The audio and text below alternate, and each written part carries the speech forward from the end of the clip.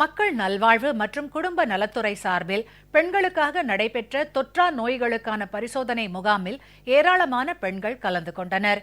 சென்னை தேனாம்பேட்டையில் உள்ள டிஎம்எஸ் வளாகத்தில் மக்கள் நல்வாழ்வு மற்றும் குடும்ப நலத்துறை சார்பில் பெண்களுக்காக தொற்றா நோய்களுக்கான பரிசோதனை முகாம் இன்று தொடங்கி 4 நாட்கள் நடைபெறுகிறது.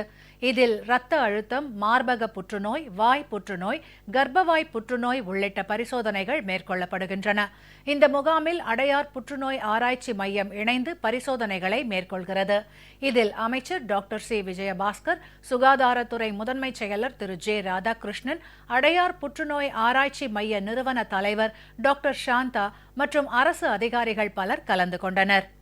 இந்தியாவிலேயே தமிழ்நாட்டில் மட்டும்தான் 30 வயதுக்கு மேற்பட்ட பெண்களுக்கு தொற்றா நோய்களான குறிப்பாக மார்பக புற்றுநோய், கர்ப்பப்பை வாய் புற்றுநோயை தடுப்பதற்கு உரிய ஸ்கிரீனிங்கை அம்மாவுடைய அரசு செய்து வருது.